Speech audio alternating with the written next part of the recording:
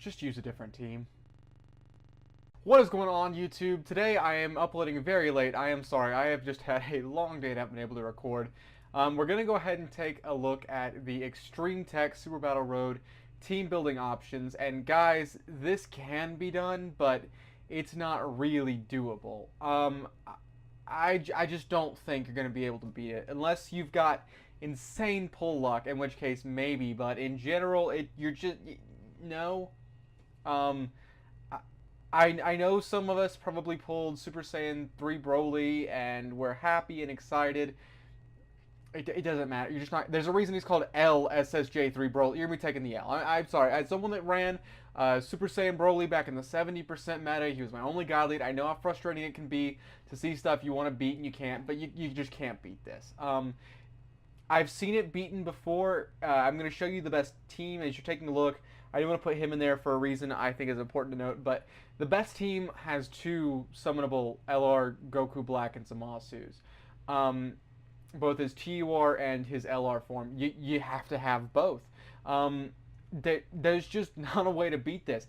Super Saiyan 3 Broly's passive lowers his defense, which is horrible in Super Battle Road. But you might be thinking, oh, we've got other defensive options.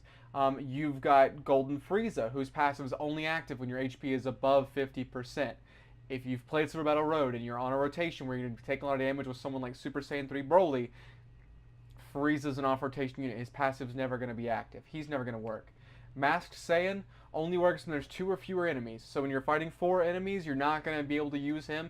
He's going to have no defensive or offensive capabilities. He is a useless unit at that point. Might be saying, well, this Australian Boo, as a lot of people like to call him, he's really good. And that's true. He can hit really hard. He's got a farmable super attack, and he does not do well on his own. He's just not great. Nova Shinron, cool, a rebirth, 90% up attack. Okay. This Turles, 50% HP restriction, and maybe 30. I don't know. It's not. He's great on the team usually. Bio Broly, okay. Actually, not bad. I'm serious. I'm genuine serious. I believe I might have his passive backwards, and if I do, I'll put on text right here. Had it backwards. But I do think that with 2 or more enemies, he actually gets a defensive-based passive, so not bad, not great. Merge Zamasu, pretty good unit, actually. Not great defensive value, but his offensive value is pretty great. He's got a farmable super attack, and Link's absolutely horrible with this team, and you're never going to get off a super unless you have these two. Now, if you have them, you would keep them on a separate rotation from one another.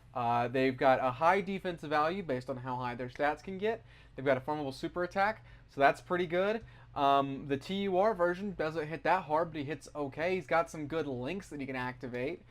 He's going to recover HP every single turn he's out there, so that's really helpful. That's about it. You would keep these two linked together, and you'd keep him and probably Super Saiyan 3 Broly with an off-rotation Super Saiyan 3 Broly who you'd give minimal key to. You'd want to keep this support Cell around. He's really good in this game mode. He's one of the few support units I'd recommend.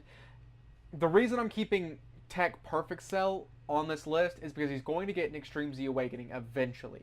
And when he does, he might warrant himself a spot. But guys, don't run this team. I know I have been so hyped up making the series. I've been so excited, so stoked. I have been amazingly hyped. I love making the series. Don't run this team. It's doable. It's impossible. You do not have 2 LRs. If you do, congrats. You can breeze right through this. It's good. You probably don't have 2 summonable LR Goku Blacks.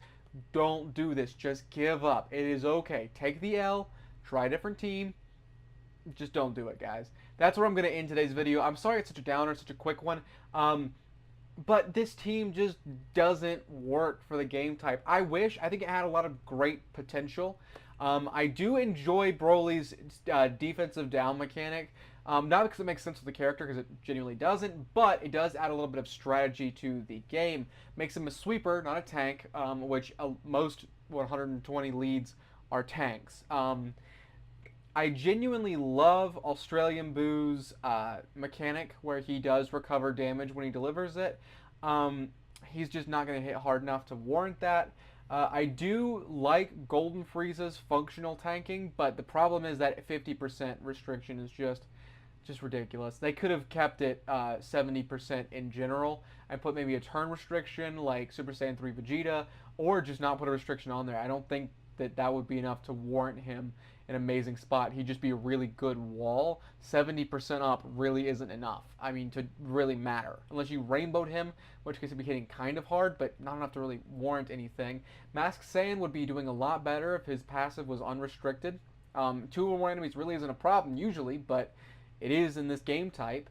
And everything is just designed to almost be good and cohesive, but not. And that's been the criticism of Extreme Teq in general, but in this game mode, that's probably the biggest one. So, guys, I know this seems very down, but I genuinely hope that you've learned something. I think Extreme Teq will be doable for most people when we get more Dokkan Fest Extreme Teq characters, but for now, this is as far as we can see in JP. Just steer clear for a minute, guys.